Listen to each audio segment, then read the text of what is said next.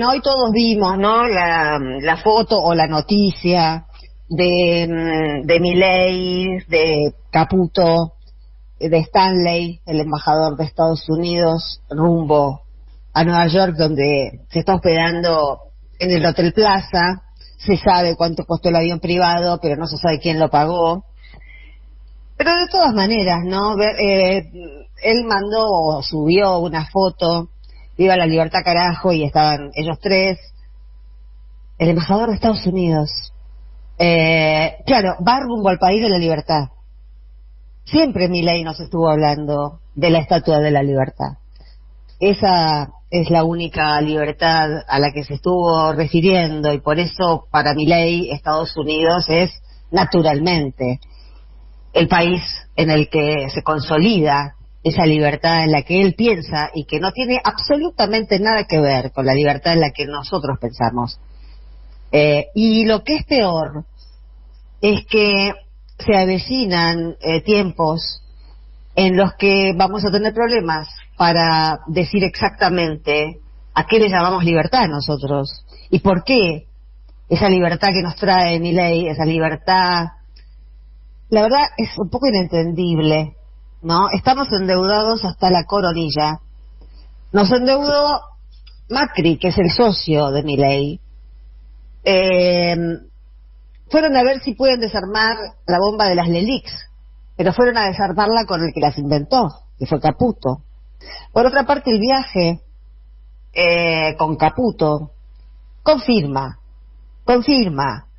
que Macri salió ganando.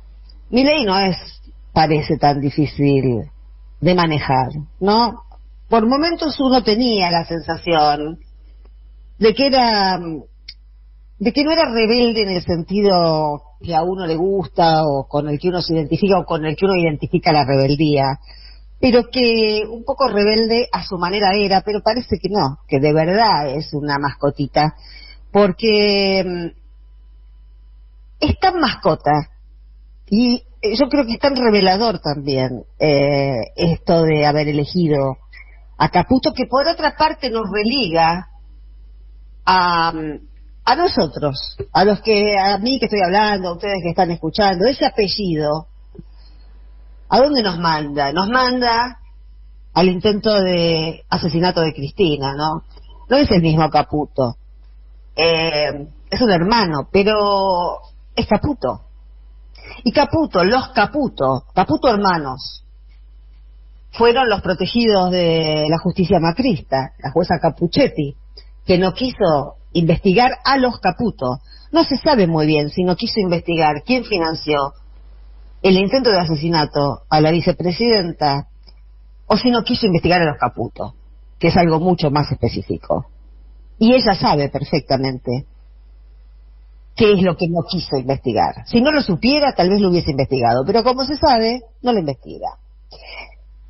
Volviendo a Milei, bueno, ya con esta, yo les decía, verlo a Caputo, ver que aceptó a Caputo, ver que aceptó que no puede dolarizar ahora, ver que no puede cerrar el Banco Central ahora. En realidad ahora no puede hacer nada más que ajustar, no puede hacer nada más que un ajuste brutal, que es para el que nos está preparando.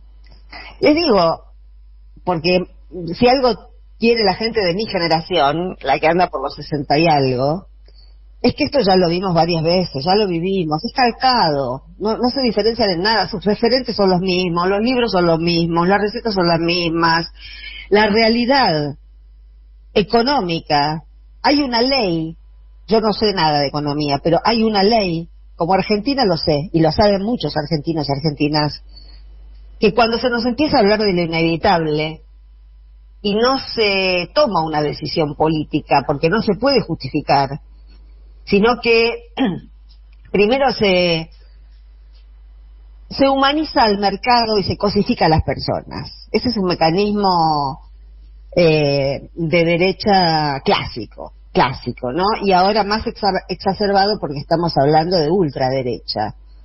Se cosifica a las personas mientras se humaniza al mercado y se le dan atributos que el mercado no tiene. A mí, la verdad, como a tantos otros, ver esta entrega, ver que ya hay, que está parada Vaca Muerta, que hay empezaron a haber decenas, cientos de despidos, hasta el otro día eran decenas de la empresa, de la obra pública, mejor dicho, primero de la construcción y después cuando se paró la obra pública, ahora ya van a aparecer las tandas grandes de despedidos que no están siendo vistos por nadie. La gente que está mal y que lo votó a Milei, esta es la pregunta casi ontológica que nos hacemos y que no podemos responder, pero viendo que lo primero que pasa es lo primero que iba a pasar de cajón, que es que hay que sufrir, lo dijeron, ni siquiera trataron de disimularlo, hay que sufrir. Es difícil entender que gente que viene sufriendo vote sufrir más, pero tal vez pensaron, y esta es una operación también mental perversa, que bueno, tal vez era un desahogo si ellos no eran los únicos que sufrían todos.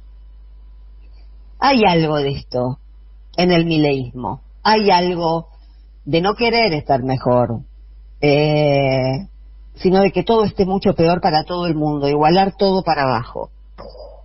Y decía, humaniza al mercado y cosifica a las personas.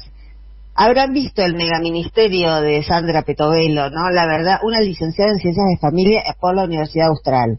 Sí, yo creo que ya con eso, con esa carta de presentación, sobre todo por lo de, no sé qué pueden enseñar sobre la familia en la Universidad Austral, pero creo que tiene bastante que ver con el Opus Dei, y me parece que tiene que ver con una familia que existe, pero que convive con muchos otros tipos diferentes de familia. Eso es empezar a meterse con lo privado nuestro. Eso es empezar a meterse con nuestras libertades. Eso no tiene nada que ver con la Estatua de la Libertad. Eso tiene que ver con otra libertad, que es la que siempre reclamamos y por la que nosotros luchamos. Y por la que evidentemente tendremos que seguir discutiendo y peleando, porque apenas la tenemos, nos la vuelven a quitar. La tenemos y nos la vuelven a quitar. Ese es el país circular del que alguna vez habló Cristina. Sandra Petovelo, que es periodista, no tiene ninguna experiencia de gestión, que esto es también lo demoledor de este gobierno de Milei. Él habla en abstracto, no se le entiende nada de lo que dice. Volvieron los economistas que hablan con una jerga que es indescifrable para los ciudadanos comunes, y todos sabemos muy bien, lo hemos escuchado durante muchos años y resultó que era cierto, que cuando los economistas hablan muy difíciles porque no pueden decir lo que están haciendo, porque la gente no lo querría escuchar o porque se enojaría. Bueno, Milei, además de ser economista, parece que es muy flojo como economista, porque además tiene algo extra económico, tiene algo de lo mesiánico, algo que mezcla la religión, es como un fetichista de mercado, un religioso del mercado, un santificador del dinero, como lo vimos ayer con ese rabino jasídico que me contaba Jorge que pertenece, después le vamos a pedir más precisiones, pero esa rama de la ortodoxia judía que tiene base en Nueva York, es una rama de los hasídicos bastante particular, porque entre otras cosas, así como muchas otras iglesias neopentecostales o neoevangelistas, estas que financia la CIA me refiero, ¿no? Santifican la prosperidad, es decir, la guita. La guita es una señal de que Dios está de tu parte. Entonces, ¿qué tienen que pensar los condenados de la tierra? Que Dios les ha dicho que no, que la dicha no es para ellos. ¿Qué pueden pensar los ricos?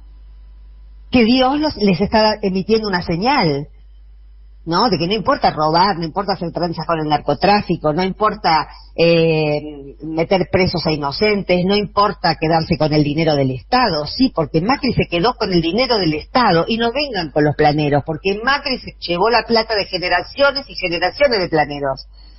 Entonces empecemos por los chorros grandes, no por los que necesitan la plata para llenar el estómago. Bueno, este hombre que glorifica, que cosifica a las personas, ha generado, que yo no sé en qué, solamente en la cabeza de alguien extraviado, se puede pensar que una persona sin ningún tipo, aunque haya tenido experiencia que no la tiene esta mujer, y que a lo mejor es bárbara, muy inteligente, no lo sé, no la conozco, pero solamente desde un extravío se puede pensar que en un país como este, que no será China, pero tampoco Suiza, me refiero al tamaño, una persona puede manejar educación, el Ministerio de Educación, el Ministerio de Trabajo, el Ministerio de Salud, el Ministerio de Desarrollo Social y el Ministerio de Ciencia y Tecnología. Todos ellos degradados y metidos en una bolsa para que la maneje una sola persona que no sabe gestionar, que va a aprender mientras lo haga. Nos merecíamos esto. Porque no hay que ser adivino para entender que esto va a salir mal.